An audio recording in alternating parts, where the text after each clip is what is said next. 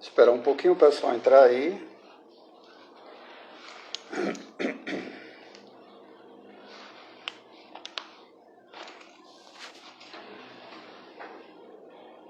Tá.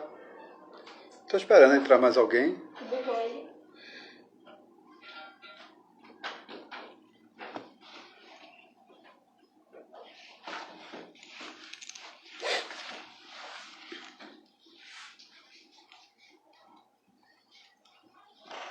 Bom dia, Kelly Ferraz, Elisângela, sejam todas bem-vindas, todos bem-vindos. Espera só um pouquinho, tá, gente? O pessoal tá acessando nossa sala.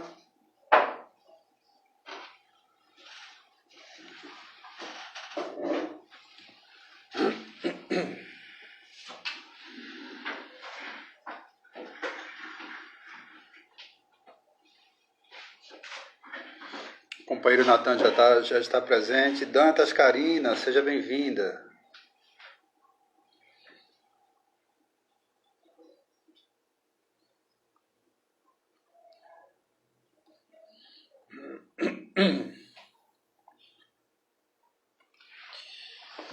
Então, acho que podemos começar, né? Horário 11h05. Mais uma vez, bom dia a todos e todas. Estamos aqui para mais uma live da sexta-feira. CREAS, Flor do Camará, município de Camaragibe, Recife, Pernambuco. Mais um dia aí de trocas, um dia de construções, de discussões, de apresentação de algumas ações que são feitas e com o objetivo de atender a população essa que é atendida pelo CREAS, que apresenta um processo de vulnerabilidade social, né? Para quem não sabe, o CREAS, o Centro de Referência Especializado à Assistência Social, né? Ele trabalha com diversas violações de direito, né? Entre elas, violações de direitos voltadas a pessoas em situação de rua, que é o nosso tema de hoje, tá bom?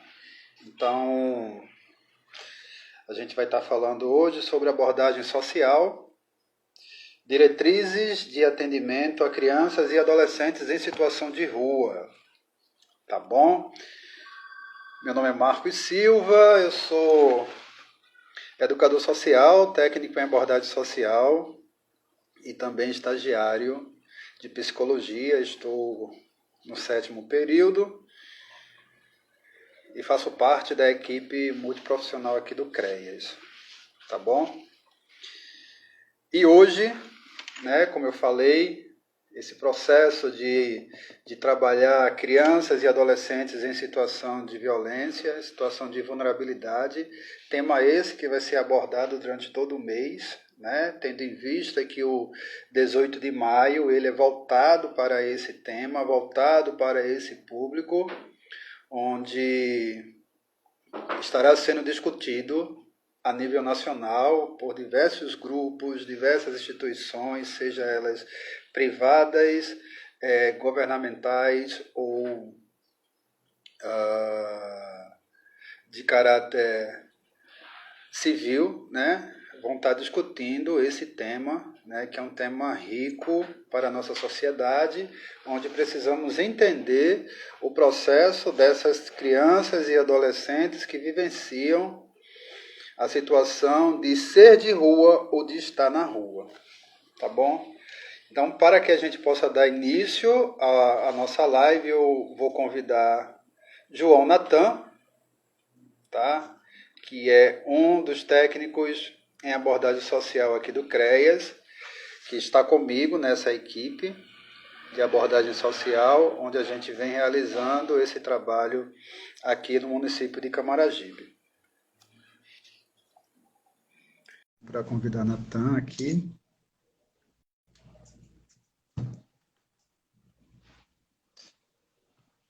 Cadê você, Natan? Está chegando. Mais uma vez, eu gostaria de agradecer a todos e todas por estarem conosco nessa sexta-feira, né? São pessoas que sempre nos seguem, sempre estão contribuindo lá nossas redes sociais, sempre interagindo no Instagram do CREAS. Isso é muito importante. Esse é um trabalho feito para toda a comunidade. Acho que Natan sumiu. Para toda a sociedade, né, que trabalha diretamente com violações de direito, mas também para aqueles que vivenciam esse processo de violação de direito. Deu algum problema aqui, tá? Só pronto. Tava Chegou, Natan. Seja bem-vindo. Bom dia, Marquinhos. Como é que estamos? Dividindo essa sala. Está conseguindo ouvir? Estou te ouvindo. Mais uma vez aqui, dividindo essa sala virtual e falando daquilo que mais nos identificamos, né? Que é o trabalho voltado à população de rua. Em especial, hoje, com o tema Crianças e Adolescentes em Situação de Rua. Tá bom? Então, seja muito bem-vindo e faça aí, tome aí a palavra para você, Natan. Vamos embora. Bom dia a todos e a todas que estão aí vendo a gente aí, assistindo aí, né? Vamos principalmente agradecer a todos, né? A importância de fazer esse momento, né? Que a gente está de reflexão e de discussão sobre esse tema, que é fundamental, né, Marquinhos? Claro. Primeiro, a gente precisa situar um pouco historicamente como é esse processo da criança e adolescente em situação de rua e como é que isso começa, né? O processo no Brasil da criança em situação de rua, ele vai ter em seu processo histórico, inicialmente com a história dos negros, né, dos meninos, crianças e adolescentes negros que, com a lei do sexagenário, foram livres, né? Por sua vez, por estarem livres, parte desse não ia mais servir para o mercado econômico da lavoura e fazer todo aquele processo, terminaram se indo para a rua. E aí começa, historicamente, esse processo da existência do menino em situação de rua no Brasil, né? Então, mais uma vez, a gente tem um corte racial nesse processo da população de rua que é fundamental a gente compreender, né? Ao longo do tempo, é importante também entender que se existem essas crianças em situação de rua, era necessário ter alguém que fizesse algo por eles. Porque, diferentemente da criança e adolescente, que em suas vezes não eram criados pelos pais e eram colocados por processo de adoção, né? Que a gente sempre viu falar que era a história das rodas de adoção, em que a pessoa chegava lá e tal. As crianças e adolescentes, filhas dos escravos, esse espaço não era para eles. Eles não estavam nesse espaço, porque esse espaço era dado para uma determinada perfil de crianças e adolescentes que a própria sociedade pudesse adotar. Mas como criança e adolescente negra, filho de escravo, não eram reconhecidos nesse espaço, isso gera isso a uma demanda que vão ficar nas ruas. A primeira referência que a gente tem de educação social junto a crianças e adolescentes de rua se deu na Bahia, aqui no Brasil, com um padre que resolveu pegar as crianças que ficavam em torno da igreja lá do Bonfim e começar a fazer um trabalho social junto a essas crianças e adolescentes, né? E aí começa-se a ter um trabalho, inicialmente a partir da voluntariedade da igreja, a ser desenvolvido para crianças e adolescentes em situação de rua, né?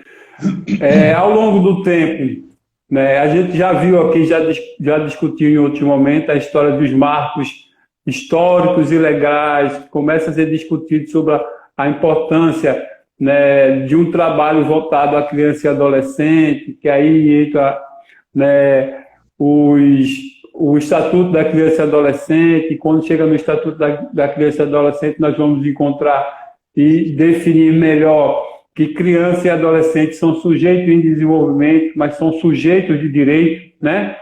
Não são... É preciso colocar essa referência no processo de intervenção, mas a política em si de atendimento à criança e adolescente, em um determinado momento, não se deu conta de como iria ser desenvolvidas as ações e as diretrizes voltadas especificamente para a criança e adolescente em situação de rua. Isso começa a ser discutido quando a política de assistência começa a ser desenvolvida e percebe que há uma necessidade de intervenção mais qualificada e mais focada, que é um pouco o que a gente vai discutir hoje com a história das diretrizes de atendimento para criança e adolescente em situação de rua, né? Que até então é construída a partir de uma discussão puxada pelo CONANDA, né? Para que pudesse escutar as crianças e adolescentes de que forma poderia ser melhor a intervenção junto a essas crianças e adolescentes em situação de rua. Então, a gente tem todo um contexto histórico, né, que deve ser olhado e deve ser refletido para que a gente comece a compreender a importância de construir uma política de atendimento que realmente possa garantir o direito para a criança e adolescente, Marquinhos. É um pouco isso que a gente, historicamente, precisa situar e compreender, né? Uhum. Natan, para que o pessoal possa entender melhor, fala um pouco do CONANDA. Sim. O CONANDA, né, é o Conselho Nacional de Direitos Humanos de Criança e Adolescente, né? É o que define as diretrizes e as intervenções voltadas e acompanha, monitora, delibera sobre a política, né, voltada para a criança e adolescente num contexto amplo, né? Hoje o CONANDA, inclusive esse mês é um mês que a gente que está se promovendo a nova eleição das instituições que compõem o CONANDA. Então, todas as organizações que tiverem atividades a nível nacional em 2 estados, né, e, né, desenvolvam, ela se cadastra no CONANDA.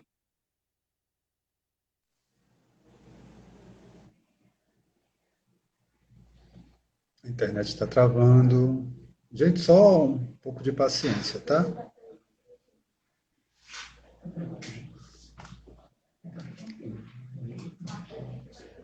Então, voltou. Agora nós estamos passando por aula com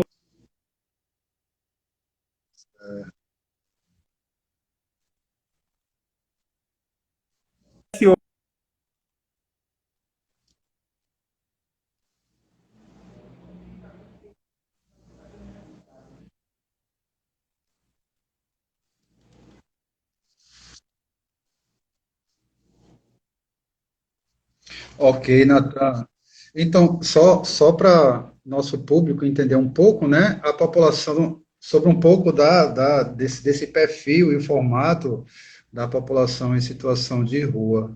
Natan travou novamente, mas ele deve estar voltando, tá? Então, a população em situação de rua, ela é formada por grupos heterogêneos, foi o que a gente veio trabalhando na nossa última live, tá? Em termos de sexualidade, idade, raça, né, histórias de vida, entre outros. Só chamar a Natan novamente aqui, gente, só um momento. Chamei. E possui em comum, tá, a pobreza extrema. Tá bom? Eu estou falando um pouco da população de rua, tá, Natan? Só para a gente retomar aqui uma contextualização para que as pessoas possam, de certa forma, entender um pouco. E aí, ele possui em comum a pobreza extrema, tá? Os vínculos familiares rompidos ou fragilizados, né?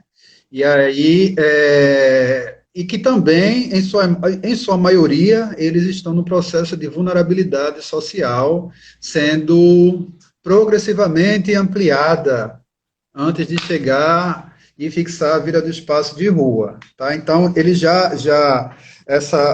tanto a população em situação de rua como as crianças e adolescentes, né, em especial, eles já trazem o processo, né, em seus espaços de convivência, seja espaços familiares, né, em sua maioria, trazem uma dificuldade de vínculo, né, um processo de vulnerabilidade, seja por agressão, por violência sexual, ou pela não aceitação da sexualidade deles, e aí, por conta disso, eles buscam os espaços da rua, tá, para que eles possam, de certa forma, sobreviver, né, sobreviver a uma violência em um espaço que já era, que deveria ser, né, um espaço de acolhimento, que é o núcleo familiar, tá?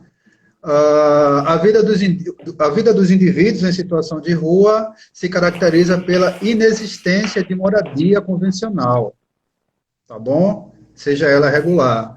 E a utilização de logradouros públicos de áreas urbanas degradadas, né? Como espaços também, fazendo desses espaços de moradia sustentáveis.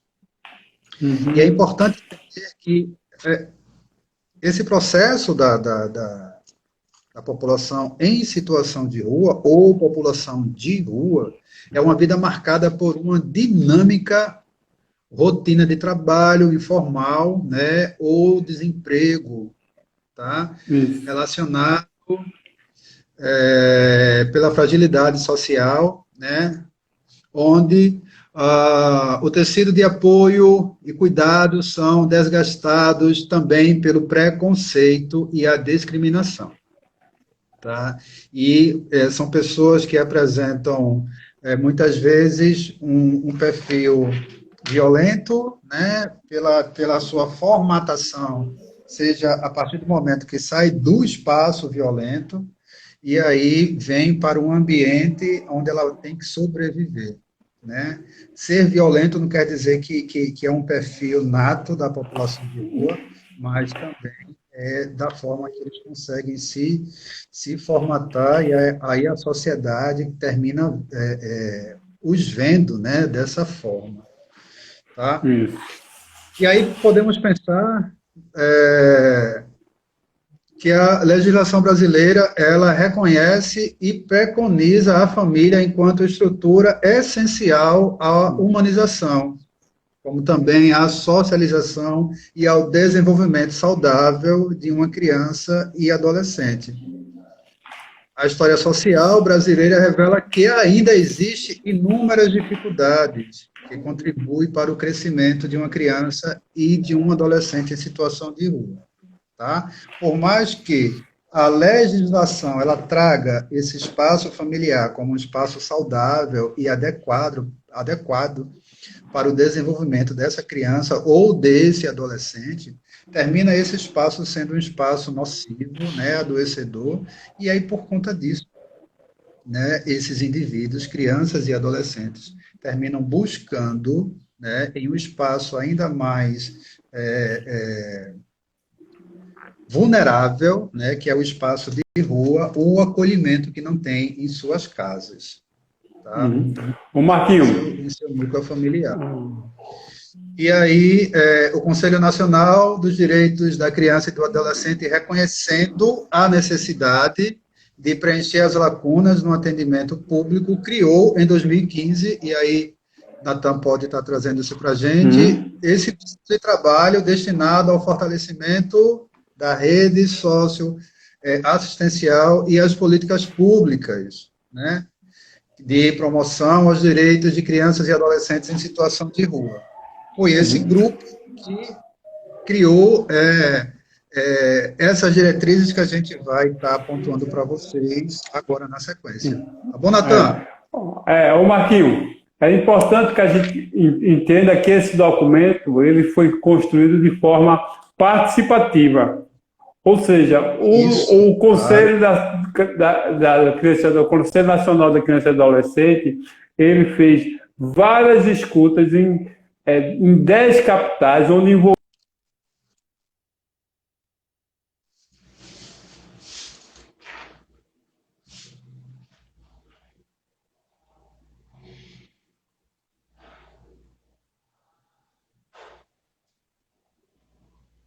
Natan?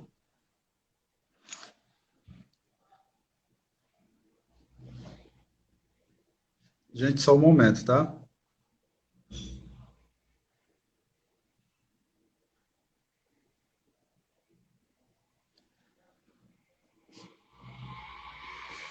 Vou chamar novamente aqui. A internet às vezes não ajuda, mas vamos seguindo. Deixa eu chamar novamente Natan. Gente, vocês podem estar interagindo aqui no nosso... Natan, a gente está... Hoje a internet parece que não quer ajudar a gente, não, né? Mas vamos lá. Então, como eu estava colocando, então um processo de participação, foi um conjunto de intervenção que envolveram a sociedade civil, a participação do governo, a participação do judiciário, mas também as crianças e adolescentes em situação de rua participaram do processo de construção a partir das escutas que foram feitas com eles, né? Então, é um documento que, pura e simplesmente é uma orientação técnica. É uma orientação técnica porque ela é construída a partir de um conjunto de elementos que estão envolvidos nesses atendimentos para que possamos garantir uma certa interação entre os serviços para garantir à criança e adolescente em situação de rua as necessidades fundamentais em que ela se encontra para sair daquela condição de rua, né? Uma coisa também que a gente precisa dar uma refletida é que, por exemplo, durante muito tempo era um cheira-cola, durante muito tempo era um menino de rua, durante muito tempo era outras nomenclaturas era colocada para identificar essa criança e adolescente em situação de rua. Então, a partir desse documento, a gente começa a construir uma compreensão bem mais ampla desse indivíduo que está lá, desse sujeito de direito que é a criança e adolescente em situação de rua. Ele vai nos nortear e nos orientar a compreender melhor esse cenário da criança e adolescente em situação de rua. Então, a diretriz ela é fundamental ser vista como um documento fundamental para todo tipo de intervenção que a gente deseja fazer com relação à criança e adolescente. E respeitar alguns limites fundamentais. Um deles é a escuta da criança e adolescente. Claro, aí, para trazer, né, um recorte desse documento, né, a resolução ela vai apresentar o seguinte, né, crianças e adolescentes em situação de rua são sujeitos em desenvolvimento com direitos violados, aquilo que a gente vinha falando no início, tá? Que utilizam logradouros públicos, áreas degradadas como espaço de moradia ou sobrevivência, de forma permanente e ou itinerante. Em situação de vulnerabilidade, né? Isso é que vai trazer a normativa, tá? E ou risco pessoal e social, pelo rompimento da fragilidade, do cuidado e dos vínculos familiares e comunitários. Tá bom? Prioritariamente em situação de pobreza e ou pobreza extrema, dificuldade de acesso e ou permanência nas políticas públicas, sendo também caracterizado por sua heterogeneidade, como gênero, orientação sexual, identidade de gênero, diversidade étnica, racial, religiosa, geracional, territorial, de nacionalidade, de posição política, deficiência, entre outros. Esse que apresenta na resolução diante da criança e do adolescente em situação de rua, né? Essa resolução. E aí ele vai trazer 2 parágrafos onde ele fala o seguinte: No parágrafo 1º, utiliza-se o termo situação, né? Criança em situação de rua. Utiliza-se o termo situação para enfatizar a possível transitoriedade e efemeridade dos perfis dessa população, podendo mudar por completo o perfil, repentinamente ou gradativamente, em razão de um fator novo. Né? Então, a situação dessa população, né, ela é sempre transitória, ela nunca vai ser fixada em um único espaço, ela vai estar mudando, desculpa, a população em situação de rua, ela vai estar fazendo essa mudança diante de suas necessidades apresentadas, tá bom? No segundo parágrafo, Marquinhos, ele vai trazer isso, desculpa. Só enfatizando, quando a gente fala que a mudança repentinamente ou gradualmente acontece, ou por alguns fatores, por exemplo, a situação hoje que nós nos encontramos, que é a situação de pandemia, ela muda, de certa forma, esse perfil de crianças e adolescentes que estão em situação de rua hoje no nosso país.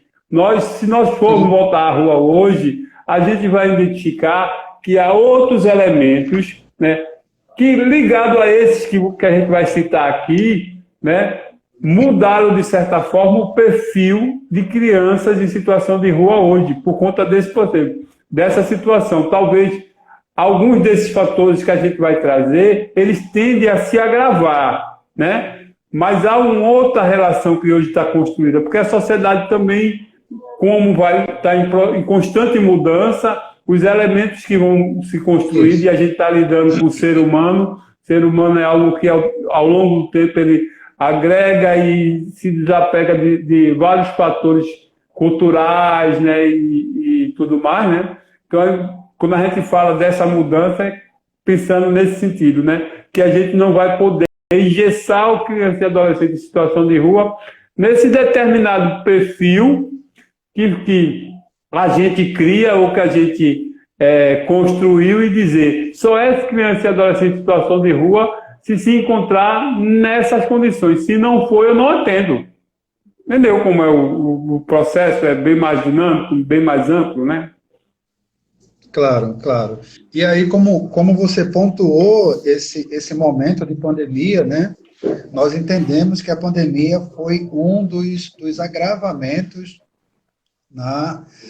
no aumento dessa população, né? Seja famílias, seja o único indivíduo e também as crianças e adolescentes, porque com o processo da pandemia, muitas famílias, né, perderam sua renda, né, e aí, perdendo essa renda, elas começam a migrar para os espaços onde estão sendo ofertados determinados cuidados, né, seja através de uma alimentação, seja através de cestas básicas, né, e aí isso fez com que as pessoas saíssem ainda mais de casa. Para além disso, para além do desemprego, né, o fator socioeconômico, também vieram as violências, né, as violações de direitos domésticos, né? Então, a violência contra crianças e adolescentes no espaço, né, que deveria ser o espaço de cuidado, terminou ainda mais crescente, como também no perfil das mulheres, né, no espaço do lar, justamente pelo impacto da Covid-19, pelo processo dessa pandemia. Então, vivenciar ter essa vivência diária, né, com um indivíduo violento, onde ele, antes da pandemia, ele passava o dia todo na rua, né, e voltava após o trabalho à noite, cansado, para poder descansar, e no outro dia, novamente, voltar a trabalhar, com desemprego, né, esse indivíduo violento passou um período maior dentro da casa, e aí vivenciando também as cobranças sociais, como também aumentando o processo da dependência química, acarretando na violência doméstica. Tá? Então, Uhum. com esse fator da pandemia, só mais veio ainda mais agravar, né, o aumento dessa população em situação de rua. E aí, dando continuidade, né, à resolução, ele vai trazer no segundo parágrafo, Natan, que a situação de rua de crianças e adolescentes ela pode estar associado a, primeiro, trabalho infantil. Tá? Esse é um grande, esse é um ponto muito importante que a gente vem discutindo aqui no CREAS, que é o processo do trabalho infantil, né? E aí, pontuando também a pandemia, pela falta da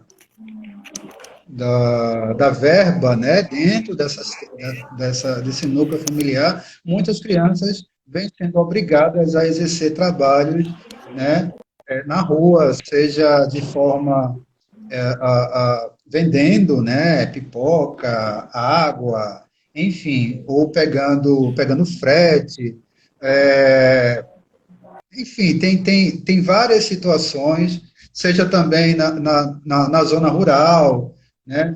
Enfim, é, é, diante disso, né, além do trabalho infantil, tem o processo da medicância, né, porque aí a criança, a família não vai ter como custear a compra dos materiais para que a criança possa vender e termina colocando a criança numa situação de medicância, onde ela vai estar nas linhas de ônibus, né, pedindo, ou ela vai estar em algumas repartições públicas, à frente dessas repartições também fazendo, né, esse processo de medicância, ou na situação de feiras livres mesmo, tá? O terceiro ponto seria a violência sexual, tá? A violência sexual é algo que permanece, né? É algo que antes da pandemia já acontecia, e agora com a pandemia também houve esse agravamento, tá bom? O Uhum. quarto, né, dentro que traz as crianças para as ruas é o consumo de álcool e outras drogas. Consumo fácil, mas é um consumo fácil que termina prendendo elas a terem que estar trocando algo pelo uso do álcool ou de outras drogas. E aí muitas crianças, voltando no processo da violência sexual, terminam sendo submetidas a essa violência em troca de substâncias psicoativas, como também ser colocadas no processo do trabalho infantil pela troca de substâncias psicoativas, né? O quinto ponto, ele vai falar da violência intrafamiliar, que é aquilo que a gente apresentou desde o início, né? Também institucional e urbana. Bom, então, isso também é um dos pontos principais para fazer com que a criança e o adolescente ela esteja nesse processo de situação de rua. Lá o sexto, ele vai falar de ameaça de morte, sofrimento ou transtorno mental. Tá? Ameaça de morte quando a criança mostra um processo de vulnerabilidade, né, na sua localidade, e aí dívidas com traficantes, né, pelo processo da utilização de drogas, né, como também o processo da saúde mental quando a família tem abandona essa criança e esse adolescente, né, por não conseguir tratar ou cuidar desse indivíduo por conta da patologia psíquica que ele apresenta. Além de tudo isso, também tem a LGBTfobia, que é algo também extremamente agravante nesse processo, porque a sociedade preconceituosa heteronormativa termina não aceitando, né, o indivíduo que se vê, né, de uma forma e não daquela forma que a família o aceita. Para além da LGBTfobia, tem o processo do racismo, do sexismo e da misoginia.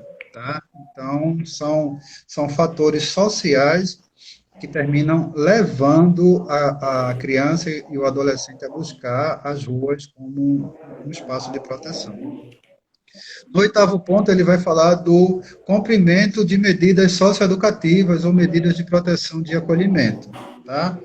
Então, adolescentes, em sua maioria, né, no processo de medida socioeducativa, eles terminam burlando, né, tais medidas, saindo do espaço familiar, porque sabe que os serviços vão estar buscando eles nesses espaços familiares, e aí passam a viver em situação de rua para fugir da sua responsabilidade, que é o cumprimento da medida, tá bom? E também aqueles indivíduos que já foram inseridos em espaços de acolhimento, né, que terminam evadindo desses espaços, porque sabe que nesses espaços existe um controle, né, na reorganização social desse indivíduo, e ele não quer esse controle, ele quer estar na rua, porque a rua é um espaço de liberdade, é um espaço que ele vai ter não vai precisar ter hora de acordar, não vai precisar seguir regras, não vai precisar estar com uma equipe multidisciplinar, onde coloque o limite para ele. Então, quando ele não se sente bem, há a evasão.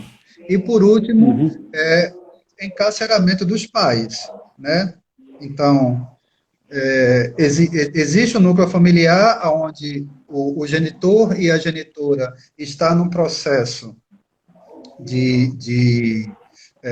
não muito aceito pela sociedade, né?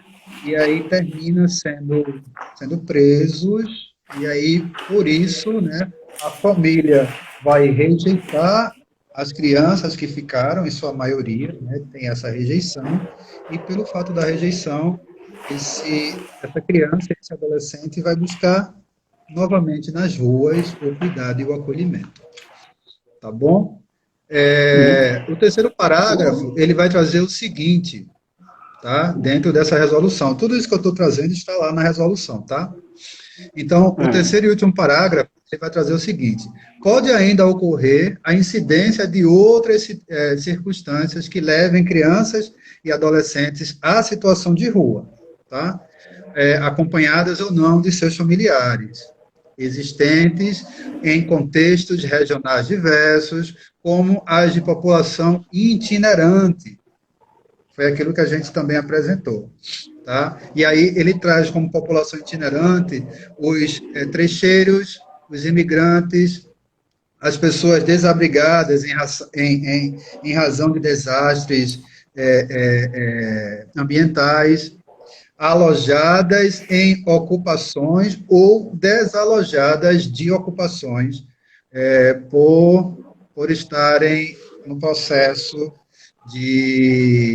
diante de eventos catastróficos. Tá? Então, esse é um dos pontos que a resolução vem trazendo, Natan. E aí, você quer fazer algum comentário? Só, Marquinhos, para a gente reforçando um pouco essa tua fala, né, entrando nesse processo de um pouco de entender um pouco a dinâmica. É importante que a gente leve em coisas que são fundamentais, né?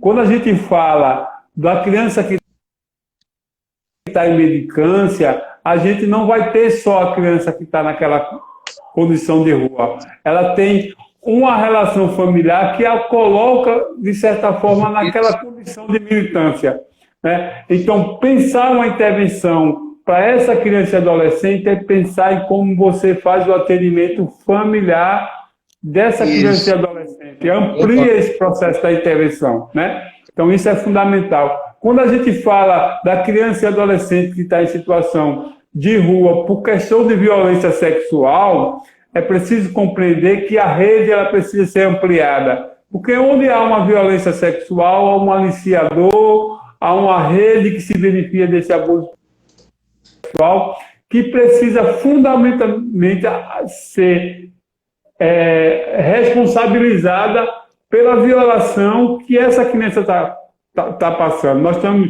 entrando nesse mês de maio, é o mês do enfrentamento à violência sexual de criança e adolescente, e é preciso lançar o olhar sobre esse ponto de vista do abuso e da exploração sexual, inclusive por ser considerado um dos maiores crimes de violência contra a criança e adolescente, né? Inclusive de crime de exploração de trabalho infantil, porque é uma forma também de sobreviver dentro de um espaço de uma renda econômica. Alguém ganha em cima daquilo, né? Então é importante. O consumo de álcool e droga, uma relação que a gente precisa compreender. A gente tem os consultórios de rua, as equipes que fazem a atuação da saúde na rua, mas na maioria das vezes essas intervenções elas conseguem dialogar a população em situação de rua adulta, né? Com criança e adolescente o desafio é bem maior, né? Então é preciso ver isso. Por isso que a diretriz ela vai apontar alguns caminhos que é fundamentais, né? Ameaça de morte, sofrimento, transtorno mental são fatores fundamentais a ser olhado, né? O cara que está em condição de rua ele vai ter um adoecimento enorme. Então ele vai, sim, de certa forma, se encontrar com diversos tipos de violação, né? Potencializa, né? Potencializa, né? As questões da homofobia, racismo, isso é algo, né, que transita dentro desse universo de criança e adolescente, né? Então é importante levar em conta cumprimento com medidas socioeducativas. Tem esse fator que você trouxe do menino ir buscar ruas quando está, porque não quer nenhuma relação com a equipe que o acompanha, mas muitas vezes tem porque a comunidade onde ele está inserido é uma ameaça para ele, né? Claro. E ele acaba indo para a rua por uma questão, muitas vezes, de achar uma certa proteção na rua, né?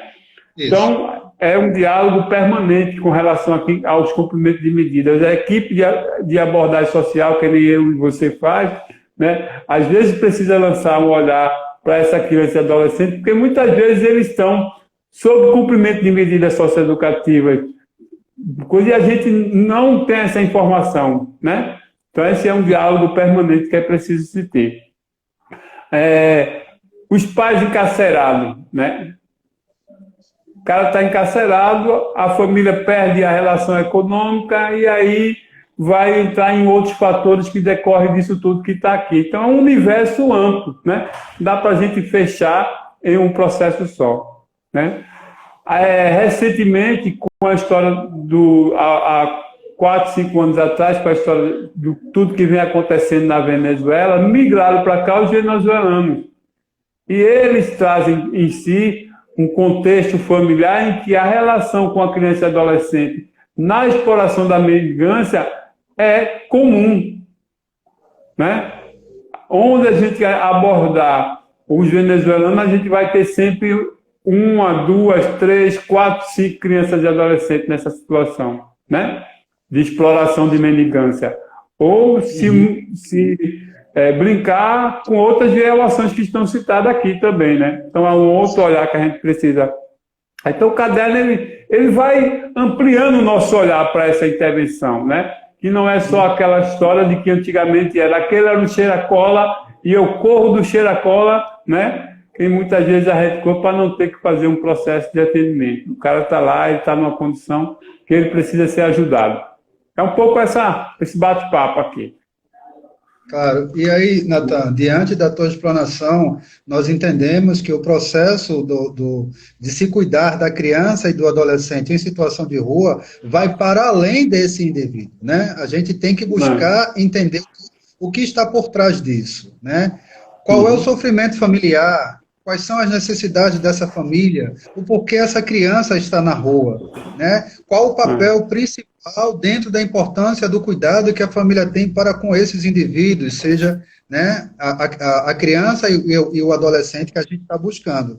Então, a rede intersetorial, ela não pode focar apenas nessa criança ou nesse adolescente.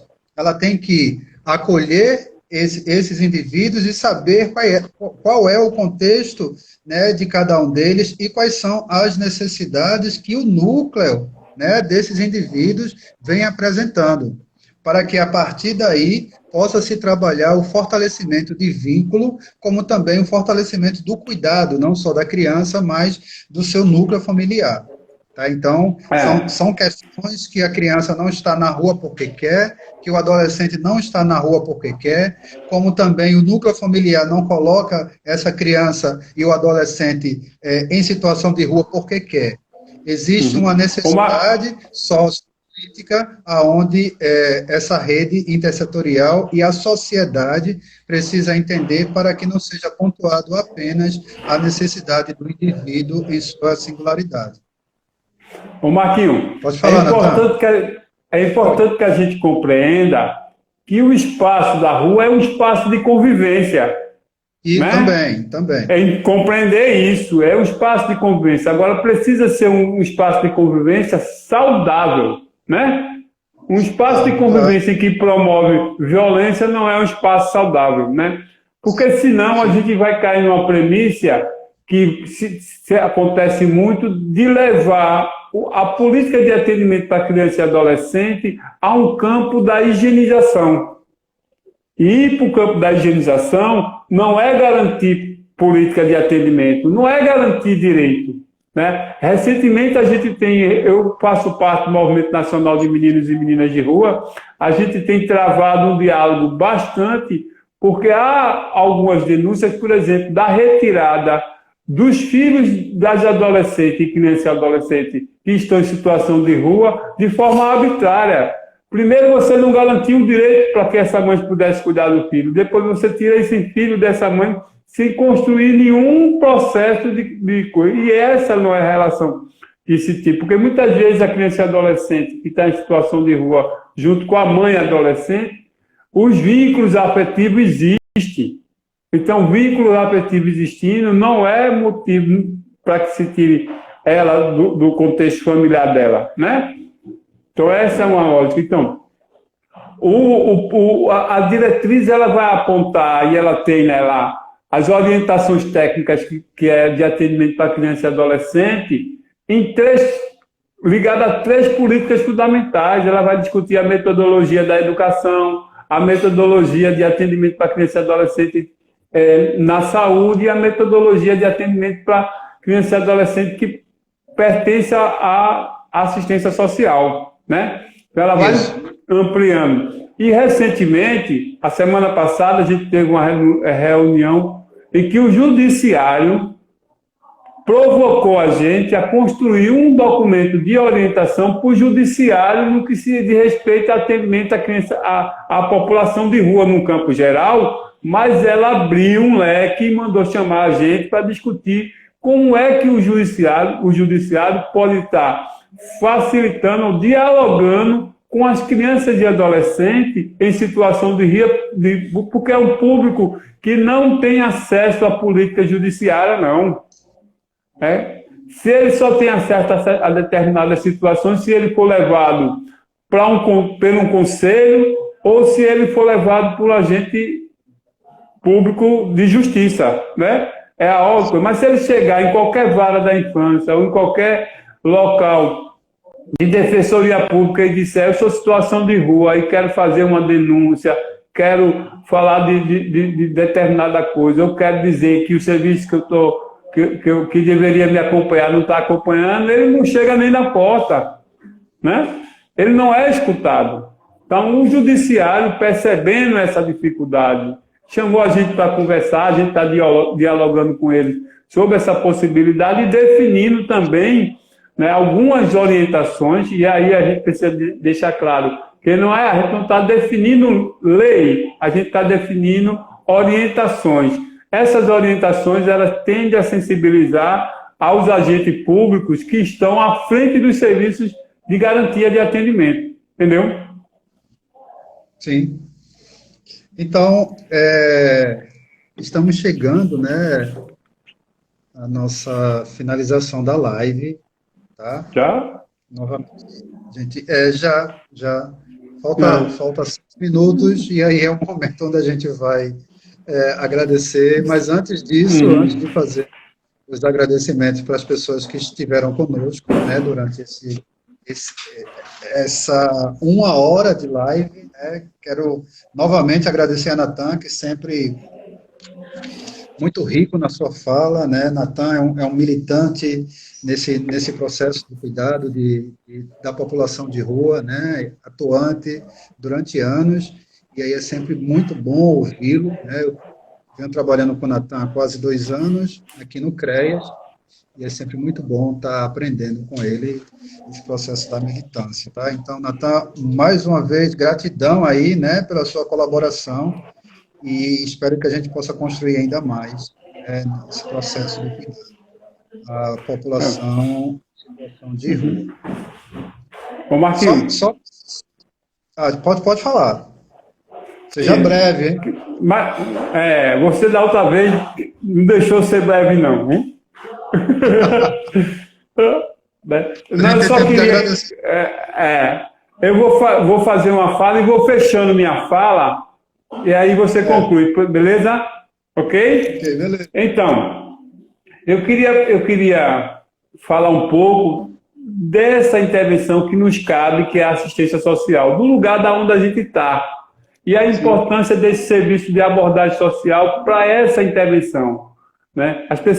Quem está no serviço de abordagem social de rua precisa compreender que ela é o principal elo de ligação daquele usuário com o resto das outras políticas, né? Quem está no consultório de rua também, mas quem está na assistência é esse elo que vai garantir com que as políticas de assistência social, econômica e tudo mais possam estar sendo, né, desenvolvidas no diálogo com esse usuário de rua. E aí, ultimamente, nesses últimos 3 anos, às vezes eu fico pensando, já passei por vários serviços de assistência social no município aqui, eu digo que eu sou o garoto de programa, porque eu estou em um programa hoje, amanhã eu estou em outro programa, amanhã eu estou em outro, né? Então, essa relação de eu brincar é de dizer como eu já passei por alguns serviços e programas.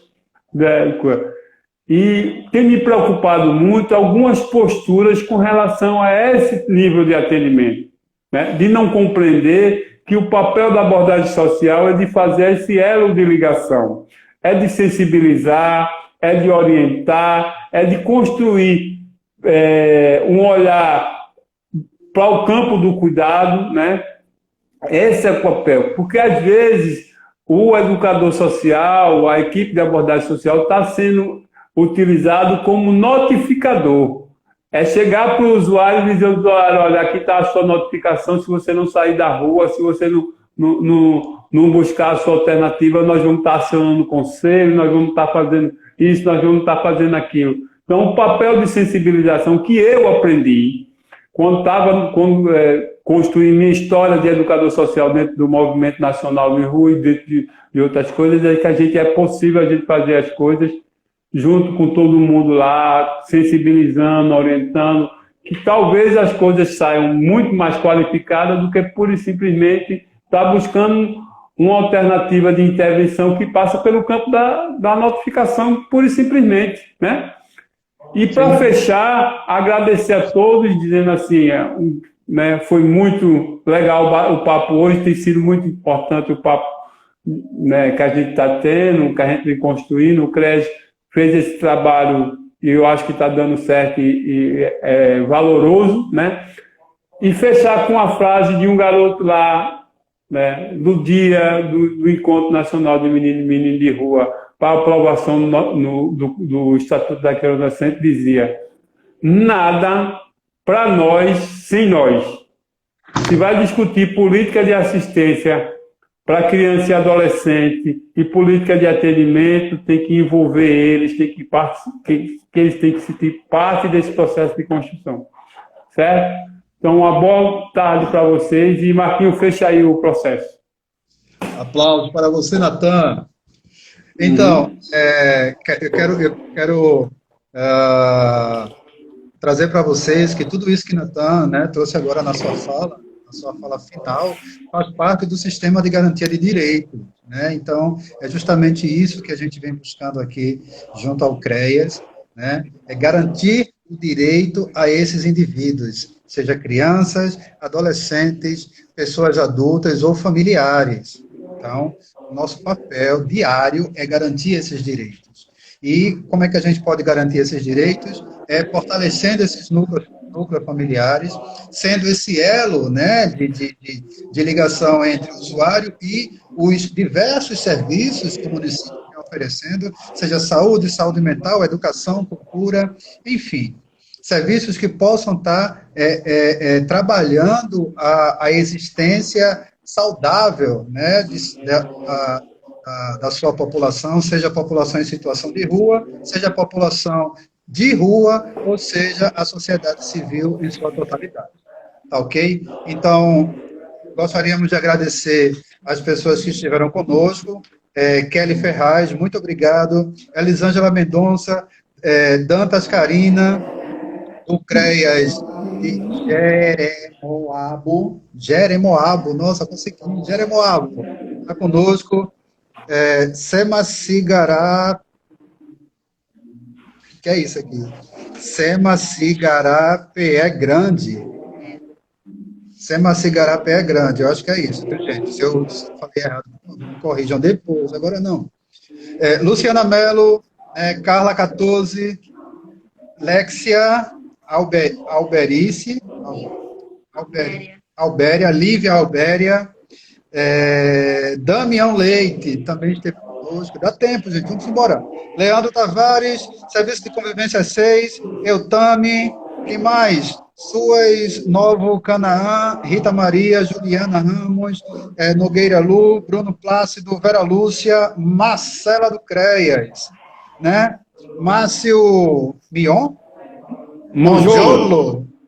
Isso, desculpa, grande educador.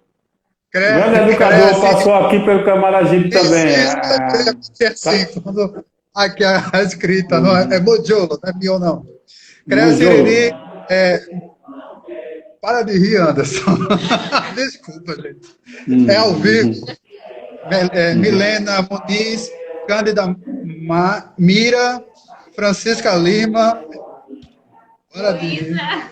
Luísa Barbosa, Rosemary, Fete Suas, AM, Bruno Mendonça, Criança Feliz, Alexandra, John WS, Cleiton Batista, agradecer ao CREAS Flor do Camará, agradecer a nossa equipe top, e agradecer a todos vocês que estiveram conosco mais uma vez. Tá bom? Muito obrigado, um feliz Dia das Mães. Axé. E lembrando que próxima semana estaremos novamente com nossa live, e esse mês de maio é o mês que vai trabalhar com crianças e adolescentes vítimas de violência, como também o processo da luta antimanicomial. Tá bom? Abraço para todos.